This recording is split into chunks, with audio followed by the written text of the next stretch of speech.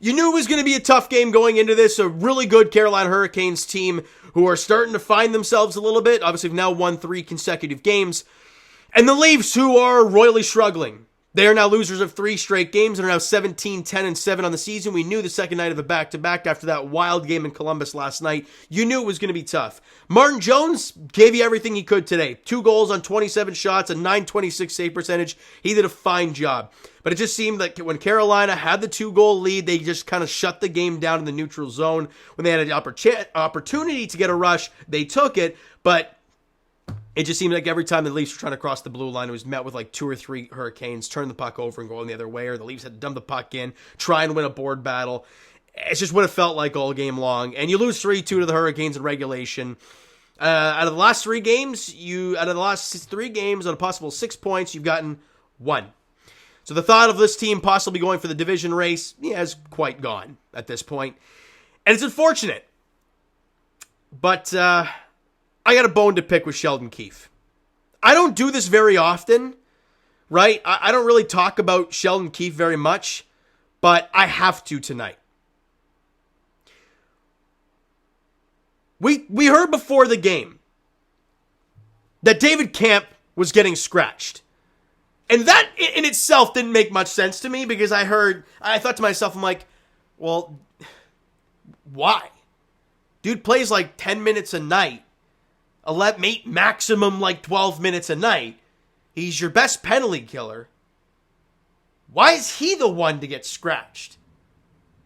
And then I see Kamp's girlfriend, wife post on Instagram, 323 consecutive games played, beyond proud. The fact that Sheldon Keefe scratched him, and I didn't even realize that, it makes it even more sick. Because now you look at the way this game played out, and other than the empty netter that Sebastian Aho scored, both of their goals were on the power play. And what is David Kampf known for? A penalty killer. What is this team already not great at? Killing penalties. And you take away your best penalty killer off this. I don't give a damn what kind of message what type of message you're trying to send to the group or whatever. It doesn't work. Especially when you're doing it to your 4th line center. Like, what are we doing, man? And of course, in the first period, it doesn't even take 3 minutes. They get a power play, David Kampf's not out there, and Michael Bunting scores. I mean, if you didn't slap that bet down, if you didn't slap $1,000 on Michael Bunting scoring a goal tonight against his former team, his first game actually against the Leafs in his career, when he was with Arizona, he didn't play against the Leafs at all. So this was his first game. You knew it was coming. Yeah, you had to bank in. It didn't even take 3 minutes. And Bunting scores on the power play, 2:23 in, and you're down 1-0. We go to the second period, and a little breakdown 2-on-1, and you're on the penalty kill, so I don't know how you're even allowing this. Seth Jarvis taps one past Martin Jones on a nice play from, I believe it was Aho who passed it across the ice. And you're down 2-0 midway through the period, and at this point, the way Carolina plays defense, you're not going to probably get much. Well, in the third period, 4 minutes in, Liljegren actually, just gorgeous shot.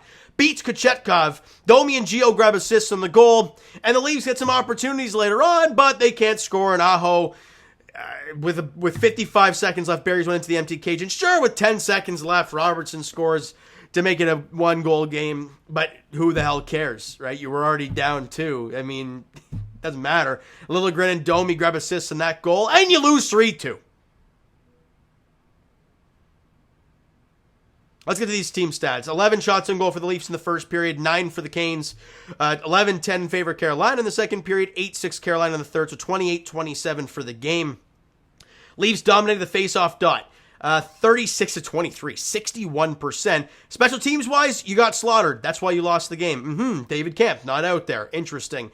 They were 2 for 4 in their power play. Leafs were 0 for 3. And they had opportunities. They had that minimum time with the empty net, which I don't even think they entered the zone and set up once. And they had a power play with less than 10 to play. And I don't think they really got anything going on that power play. So a lot of passing from the outside, a couple turnovers. That's about it. So that was that. Player stats, not much. Martin Jones, 2 goals and 27 shots. He was good. You go on the West Coast trip now. Yippee. He better get the start in L.A. There's no other way of looking at it. The only way you see Ilya Samsonov play a hockey game is against, I'm assuming San Jose and Anaheim are on a back-to-back. Oh, no, it's the L.A. and Anaheim. Well, there you go. You know damn well that Samsonov's getting that Anaheim start and Jones is getting the L.A. start, unless Samsonov doesn't even make the trip out west. Those are the options I see happening here. But we'll see how this thing plays out. I don't feel confident in this team right now. When they can't get a save, they score a bunch. When they don't score a bunch, they get saves. Can we put two together? Like, just make a flippin' sandwich out of it. I don't even know what the hell I just said. All right, it's time for me to call it a night. I'm exhausted. What were the player stats, I guess, for the Leafs? Liljegren with a goal and an assist, +2. Robertson, a goal, +2. Domi, 2 assists, a +2. Gio with an assist and a +1. That's all she wrote. Big boys were minuses. Matthews, Marner, Nylander, Tavares, Bertuzzi, and Riley, all -1s in this game. But I believe that's just because of the empty netter, because everything else was on the power play. Yeah, that's all it is. So I really don't look too much into that. But for the love of God, Leafs, you've lost 3 straight. You're now 17, 10, and 7. And I'm going to scare myself by looking at the standings here, but let's briefly do it. With the loss tonight, the Leafs are now 3 points back of Florida with only one game in hand. The Lightning are 2 games in hand, or we have 2 games in hand over Tampa. We're only 2 points up.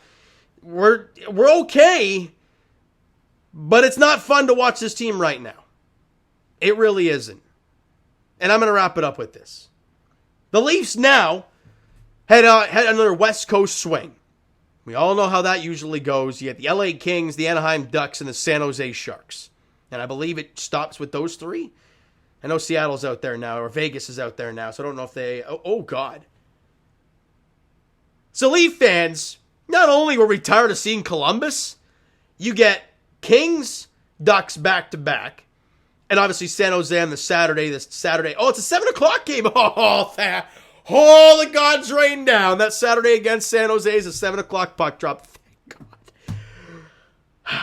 But 3 days after that game, you come back home to take on the Sharks again. Make a statement, Leafs. Beat the Kings. I don't know. That's all I got to say. You know what, guys? That's going to do it for this one. If you enjoyed the video and not the game, and not the night for Toronto sports, hit that like button. Do appreciate it. Hit the subscribe button. You guys not already. Comment down below your thoughts on the video, thoughts on the game. Would you like, would you not like from today's game for the Toronto Maple Leafs? Do you feel the same way I do about the whole David Kampf, Sheldon Keefe situation? Because that really infuriates me.